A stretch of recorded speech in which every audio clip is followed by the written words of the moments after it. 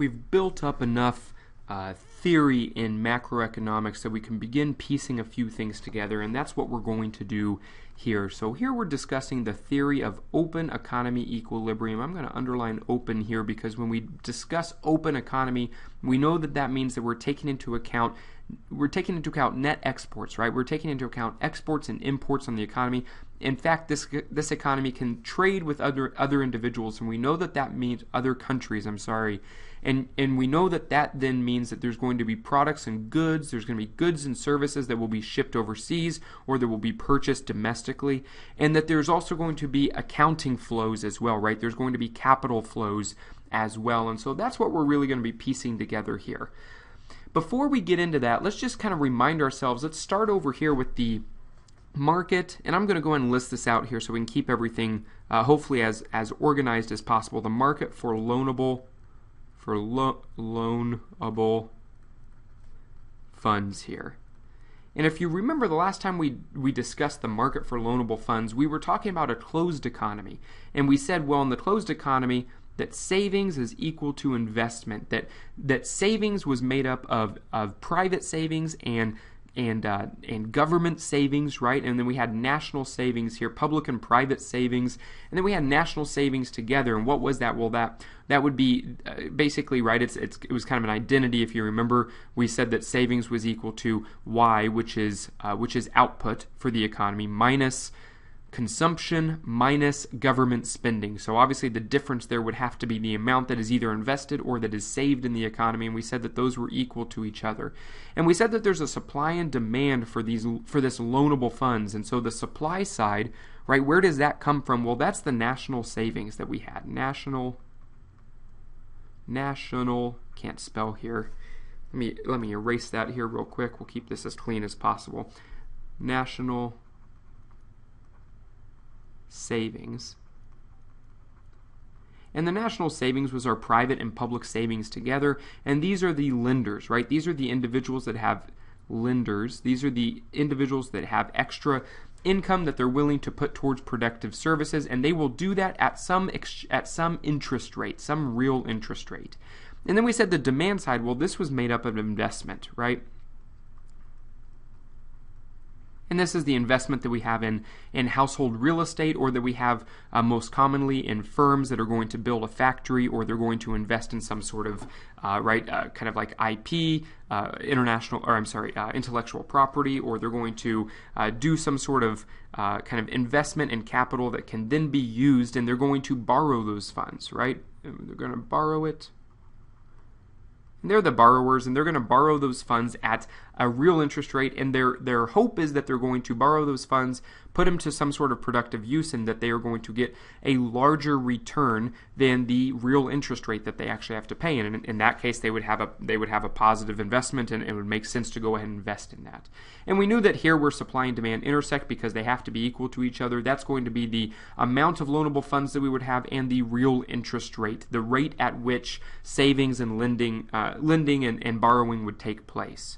Now in the open economy, we're making one change here. And if you remember, we've previously talked about in the open economy, we take into account trade, and savings is equal to investment plus net capital outflows. And where do those net capital outflows come in? Well, that's just really, what is this? This is the purchase of foreign assets by domestic residents minus the purchase of domestic assets by foreign residents, right? So it's really just accounting for, now that we've got trade, well, we also have to account for what's actually happening with those with those purchases, with those assets that are left over. And where does that show up here? Well, that's on the demand side, right? That's kind of the borrowing side here that we can think about. So we'll say plus net capital outflow. And I've pieced this out over here as well. So we've got part of this demand is the net capital outflow, and we'll kind of talk about that here in just a minute. But if we just go back, let's not change anything here. So with the open economy, we know that this demand side also includes net capital outflow, and there will be an equilibrium right here at this point, which is going to be the real interest rate. I'm going to mark it with a little asterisk. This is the rate at which borrowers pay to be able to have money up front. And so what does that get us to? Well, if we just kind of follow this along over, the real interest rate is going to be, right, it's on the investment side and on the net capital outflows. And we're going to talk about this in a little more detail in some future videos, but here we're just going to kind of summarize it, that real interest rate would apply over, and that we would be at this point, that we have some amount of net capital outflow, right, that would increase or that would decrease depending on the real interest rate, and we can kind of think through why that is the case. And that this would be at this equilibrium rate when we're an open economy, this equilibrium interest rate, that is the amount of net capital outflows that we would have. And so that brings us down here to this third graph, and I'm just going to kind of bring this down here as a straight line because we're going to make a few assumptions. And this straight line here is going to be our supply. And this is going to be the supply in this graph here. And the graph that we're now discussing, and I'm going to change the color here, the graph that we're discussing here in this third box is the market for foreign currency exchange. This is the market for foreign currency exchange. And we know that the net capital outflow, right, that if we kind of go back one level, if we remember what is net capital outflow, well, we know net capital outflow, like I said before, that is the purchase of foreign assets by domestic residents, right? So we'll just write this out, the purchase of foreign assets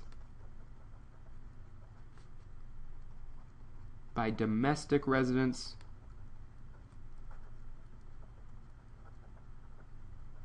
and then it's minus the purchase of domestic assets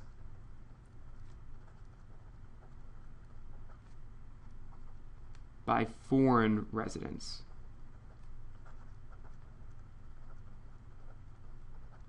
And so we know that this net capital outflow here, we've kind of talked about this in another way as well. We've said that net capital outflow must be equal to net exports, right? That this is the goods and the services that are being traded, and that the result would be that there's also the exact, right, there's the equivalent exchange of currency and assets here on the other side to account for that. So no matter the trade balance here, whether it's a trade surplus or deficit, that it must equal out on the other side, on the asset and currency side.